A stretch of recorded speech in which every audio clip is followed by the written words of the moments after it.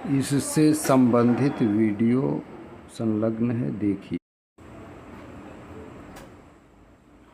ओम श्री दक्षिणामूर्तये नमः। महर्षि पतंजलि के योग दर्शन का मक्खन ताज़ा बना रहे हैं।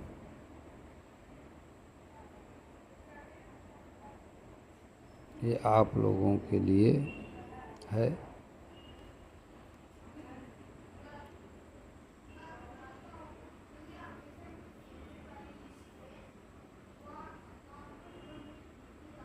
योग सूत्र में पतंजलि महाराज जी ने 4 पाद दिया है। समाधिपाद जो कि अभी चल रहा है, इसके 23 माने 23वें सूत्र को आज अभी बताएंगे, निवेदन करेंगे। दूसरा साधन पाद है, तीसरा विभूति पाद और चौथा कैवल्य पाद है। सबसे पहला समाधिपाद आवश्यक है।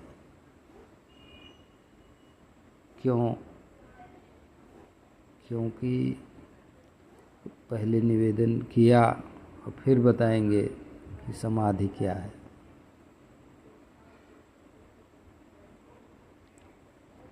समाधि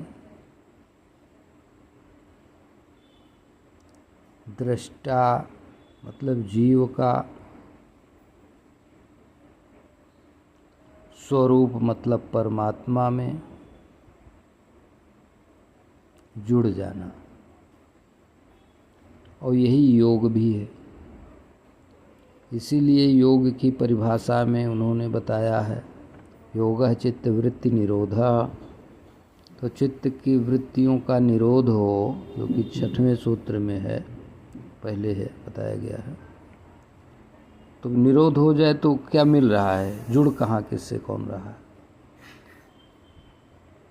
पहले ही बताया गया है कि जुड़ इससे रहा है कि 2 पक्षी एक ही शरीर रूपी वृक्ष पर बैठे हैं, सखा सुपर्णा नाम के।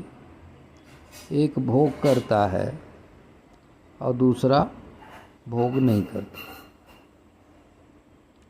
मतलब एक जीव है और दूसरा स्वरूप है, कोई और नहीं है, वही है।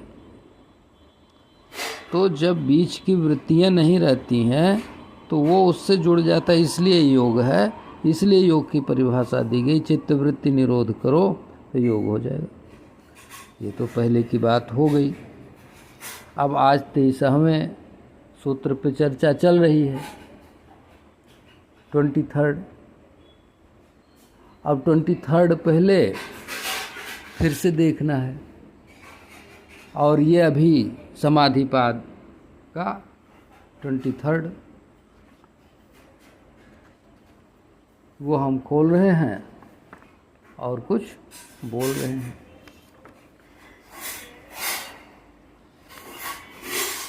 योग क्या है ये बता दिया। परिभाषा सूत्र 2 में है, वो भी बोल दिया, चित्त वृत्ति निरोध।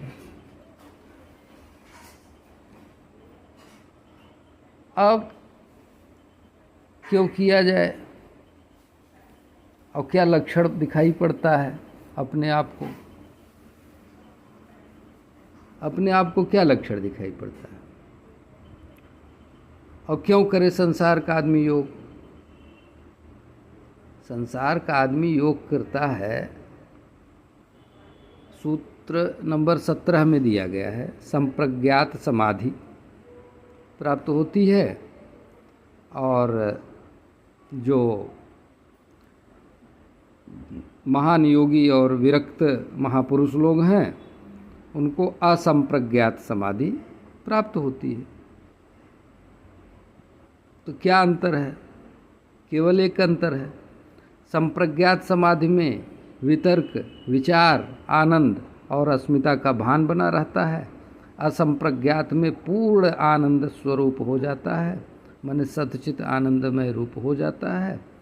और ये परम लक्ष्य है जो कि सबसे अंतिम पाद में दिया गया है, उसका वर्णन किया जाएगा। तो जो विश्व के लोग हैं और वो क्यों करें योग? क्योंकि संप्रज्ञात समाधि सिद्ध होने से, मतलब चित्त की वृत्तियों को रोक दिया गया, चित्त को वो व्यवधान नहीं कर रहे हैं, तो इससे क्या लाभ होगा?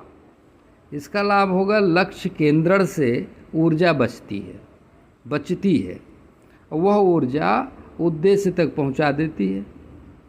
इसीलिए अगर कोई सफलता किसी कार्य में चाहता है तो उसको एकाग्रता जरूरी है। जैसे कि उत्तल लेंस से प्रकाश तो आ ही रहा है, लेकिन उत्तल लेंस जो होता है, एक लेंस, उससे सूर्य का प्रकाश केंद्रित हो जाता है एक विषय पे, तो ऊर्जा उत्पन्न होती कि नहीं, कि ऊष्मा उत्पन्न होती है, बल्कि आग उत्पन्न होती है और जल जाता है, जला भी सकते। तो ये है योग का उद्देश्य। नहीं तो क्यों आदमी उद्देश्य करे, वो योग करे, क्या जरूरत पड़ी? सारी दुनिया अपना गाना गा रही है, मजा कर रही है, लेकिन उसको ये पता नहीं है कि मजा किस में है। मजा माने आनंद, तो आनंद है किस में? जब सारी जगह घूम के टहल के आते हैं तो सो जाते हैं, तब आनंद नहीं मिलता है, तभी आनंद मिलता है। क्योंकि आनंद अपने आप में है, इसलिए सोते तो अकेले हैं ना, दूसरे उसमें नहीं रहता है। तब इससे पता लगता है, और इसीलिए 18वें माने असंप्रज्ञात समाधि प्राप्त किए हुए जो सच्चित आनंद स्वरूप महात्मा लोग हैं, उनके आनंद को देख करके साधारण लोग क्या कहते हैं? अरे ये तो बड़ा संतुष्ट हैं। अरे भाई, उतना त्याग किए हैं और उतना वो किए हैं तो वो हैं और रहेंगे। गाना नहीं गाए हैं तो उनको असंप्रज्ञात समाधि सिद्ध हो जाती है।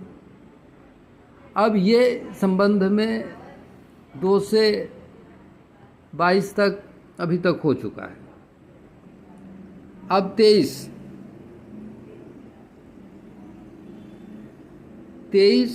और इसके पहले कल जो बताया गया वो एक सहयोगी है हम लोगों का। हम लोगों के योग में, हम लोगों के लक्ष्य की प्राप्ति करने में, हम लोगों की सिद्धि प्राप्त करने में, हम लोगों की सफलता को प्राप्त करने में सहयोगी कुछ तत्व हैं। उन सहयोगी तत्वों कई हैं, उसमें से हम लोग पहुँचे हैं सूत्र नंबर 23 पर। ईश्वर शरणागति इसका मतलब होता है। अब आगे पतंजलि महाराज जी बताएंगे कि ईश्वर क्या है, ईश्वर कौन है, ईश्वर कहाँ है, ये वो बताएंगे। उसमें हम केवल अभी एक छोटा सा एक सूत्र आगे दिखाएंगे कि ईश्वर कौन है, और उस पर चर्चा चलती रहेगी। सूत्र 24 में ही इन्होंने बता दिया, सूत्र 24 में बता दिया क्या कि पुरुष विशेष ईश्वर है। ईश्वर कौन है? पुरुष विशेष है। और उसके आगे भी बता दिया 25 नंबर में, देख लीजिए 25 नंबर में, वहाँ भी बता दिया ईश्वर ये है। तो 24 पे अभी थोड़ा चर्चा करेंगे, 23-24 पे साथ साथ होगा। ईश्वर व्यक्ति विशेष, पुरुष विशेष है, मतलब उसको पुरुषोत्तम कहते हैं, उसको पुरुषोत्तम कहते हैं। अब यहाँ से सभी लोगों का ध्यान जरूर जाएगा कि पुरुषोत्तम या तो भगवान श्री राम को कहा गया या तो भगवान श्री कृष्ण को कहा गया। भगवत गीता में पुरुषोत्तम का वर्णन है और वो सह संबंधित है, इसलिए आगे वो बताया जाएगा।